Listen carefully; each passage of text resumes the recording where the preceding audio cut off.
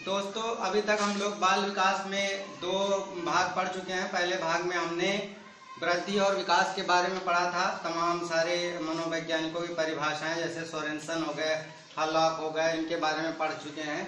उसके बाद दूसरा हमने बाल विकास की अवस्थाओं के बारे में पढ़ा, जिसमें 4 अवस्थाएं मेनली रॉस महोदय ने बताई थी। पहली शैशवावस्था जो 1 से 5 साल तक होती है। उसके बाद फिर बाल्यावस्था के बारे में पढ़ा, 5 से 12 साल। और उसके बाद बाल्यावस्था के बाद किशोरावस्था 13 से 18 साल और उसके बाद प्रौढ़ावस्था। आज उन्हीं वृद्धि और विकास के विभिन्न आयामों के बारे में जानते हैं।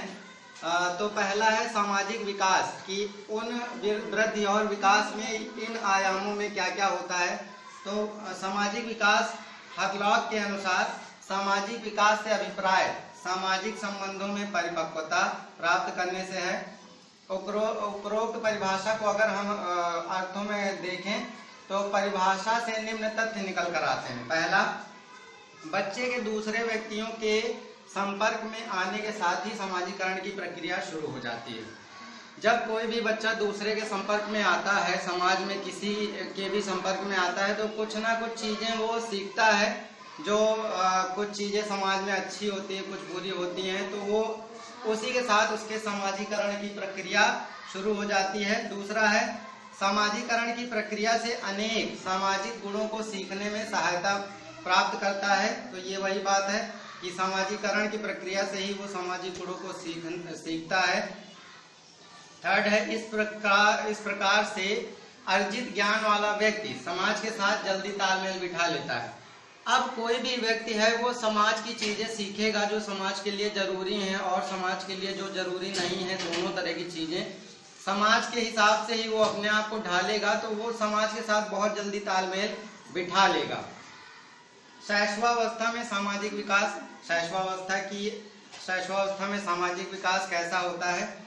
इसमें जो बालक होता है वो सामाजिकता से परे होता है। उसको कोई मतलब नहीं है सामाजिकता क्या है, सामाजिकरण क्या है, उन चीजों से मतलब नहीं।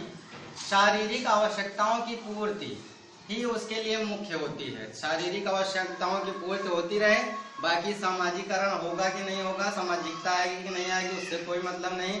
जैसे आप लोगों ने भी देखा होगा, शैशवावस्था में बालक जैसे ही भूखा होता है वो तभी चिल्लाता है और उसको भोजन या कोई खाद्य पदार्थ मिल जाता है तो उसका पेट भरने के बाद वो फिर से शांत हो जाता है और किसी चीज से उससे कोई मतलब नहीं रहता। ये परिस्थिति तब तक बनी रहती है जब तक सामाजिकता का व्यवहार तब प्रकट होता है जब वह व्यक्तियों तथा वस्तुओं में अंतर समझने लगता है। जब वह व्यक्तियों और वस्तुओं में अंतर समझने लगता है तब उसके अंदर थोड़ा बहुत सामाजिकता का भाव आना शुरू हो जाता है। बाल्यावस्था में सामाजिक विकास कैसे होता है? इस अवस्था में समायोजन तथा समूह बनाने की क्षमता का विकास होता है। मतलब बालक समायोजन समाज के साथ अच्छे से करना सीखता है और समूह बनाने की क्षमता का विकास होता है। मतलब बच्चे ज्यादा से ज्यादा समूह में खेलने कूदने और अन्य दोस्त बनाने की कोशिश करते हैं। बाल्यावस्था में सामाजिकता का अधिकतम विकास इसी अवस्था में होता है। बाल्यावस्था में आत्मनिर्भर होते हैं बच्चे, उनको जिम्मेदारी का एहसास थोड़ा बहुत होने लगता है। जैसे देखा होगा आप लोगों ने, अपना होमवर्क अधिकतम छात्र खुद करने लगते हैं। उचित अनुचित का निर्णय करने में थोड़ा बहुत सक्षम हो जाते हैं, सहयोग मिलता है उनको। जैसे कुछ लोगों को समझाया जाता है कि यहाँ मत जाया करो, वहाँ मत जाया करो, यहाँ खेलना ठीक है, वहाँ खेलना अच्छा है, इनके साथ खेला करो, उनके साथ वगैरह वगैरह दुनिया भर की चीजें पेरेंट्स के द्वारा समझाई जाती हैं। और कुछ दिन बाद उनके अंदर भी ये क्षमता आ जाती है कि क्या उचित है क्या अनुचित है, इसका निर्णय लेने में थोड़ा बहुत उनको सहयोग मिलता है। सहयोग, प्रेम, सहानुभूति आदि भावनाएं, इन भावनाओं का विकास इसी बाल्यावस्था में होता है। मतलब एक दूसरे का सहयोग करते हैं और एक दूसरे के लिए प्रेम होता है, यारी दोस्ती समझ रहे होंगे, सहानुभूति होती है दूसरों के प्रति आदि। ये सब भावनाएं बाल्यावस्था में ही होती हैं। किशोरावस्था में सामाजिक विकास, इसमें लिंग संबंधी चेतना का विकास होता है।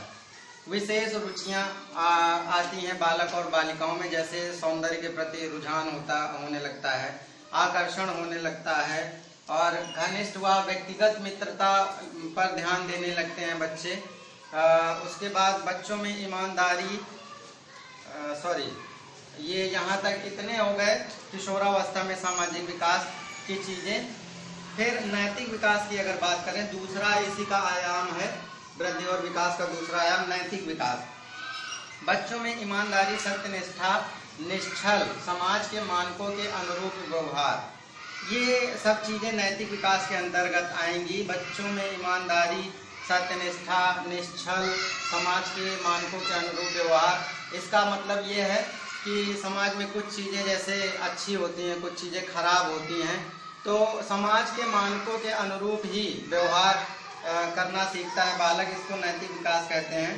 फिर संवेगात्मक विकास में भय, क्रोध, घृणा, वात्सल्य, करुणा, आश्चर्य, ये सब धनात्मक संवेग व्यक्ति के व्यवहार को परिपूर्ण बनाते हैं। ये सब संवेग हैं, भय, क्रोध, घृणा, वात्सल्य, करुणा, आश्चर्य, ये सारे। और धनात्मक संवेग व्यक्ति के व्यवहार को परिपूर्ण बनाते हैं। अगर संवेग धनात्मक है तो व्यक्ति का जो व्यवहार है वो परिपूर्ण होगा। इसके अलावा संवेग की स्थिति में विचार प्रक्रिया में शिथिलता आती है। संवेग में आदमी बह के जैसे क्रोधित है तो विचार की प्रक्रिया धीमी पड़ जाती है, मतलब उसका दिमाग क्रोध पर ही होने लगता है। और शैशवावस्था में संवेगात्मक विकास अस्थिर होते हैं। बाल्यावस्था में स्थिरता की ओर अग्रसर होते हैं।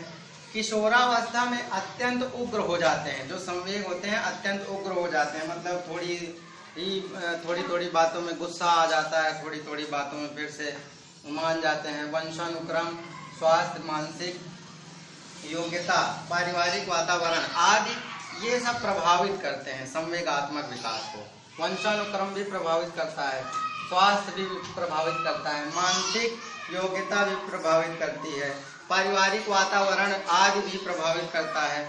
तो और इसके सॉल्यूशन के रूप में शिक्षा द्वारा संवेगों का परिमार्जन संभव है। एक शिक्षा ही ऐसा माध्यम है जिसके द्वारा संवेगों का परिमार्जन संभव है। परिमार्जन का मतलब सुधार उसमें किया जा सकता है शिक्षा के माध्यम से। और इसमें महत्वपूर्ण भूमिका अध्यापक गण तथा अभिभावक गण की होती है। और ये चाहें तो बच्चों, बालक बालिकाओं के संवेगों को सही दिशा दे सकते हैं। और अगर इनका मार्गदर्शन या महत्वपूर्ण भूमिका नहीं मिल पाती है बच्चों को, तो वही बच्चे गलत संगत में पड़ जाते हैं या फिर उनके संवेग उनके नकारात्मक दिशाओं में कन्वर्ट हो जाते हैं। तो ये रहा आपका विभिन्न वृद्धि और विकास के विभिन्न आयाम। अभी इसमें 4-5 और बचे हैं, उसके बाद चैप्टर लगभग समाप्त हो जाएगा। उसके बाद अभी तक जितने भी प्रश्न टीईटी में पूछे गए हैं इस चैप्टर से रिलेटेड, हम लोग उनको सॉल्व करेंगे। लगभग 2 भाग अभी लगेंगे उसमें। और जो संभावित प्रश्न हैं उनको भी हम लोग देखेंगे कैसे करना है कैसे नहीं, क्योंकि इतने डिटेल में पढ़ा रहा हूँ तो आप लोग भी थोड़ा सहयोग करिए और कोशिश करिए प्रश्नों को हल करने की, जितना भी आपने पढ़ा है। आज के लिए इतना ही, धन्यवाद।